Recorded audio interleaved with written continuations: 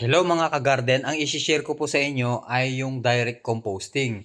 Kung sakaling ang lupa nyo ay hindi maganda, gawin nyo lang po ito. Ito po yung mga brown materials na napupulot lang dyan sa paligid kahit kung ano-ano pa. Yun po yung nasa ilalim. Tapos ito yung mga green materials na natatabas lang din dyan. Kahit anong klase ng damo na green materials na nakukuha lang dyan sa paligid, ito po ay mayaman sa nitrogen. At yung brown materials naman na nilagay po natin kanina ay mayaman sa carbon. Yun po yung magpapabuhaghag. At saka kung meron po kayong mga katawan ng saging, balat ng saging, yun po ay mayaman sa potassium, nitrogen at phosphorus din. Mas madali pong ma-decompose ang mga organic matter kapag nilagyan po natin ng lupa. Tabunan nyo lang po. Ayan. Pagkalipas po ng ilang araw, ito ay maganda na. Marami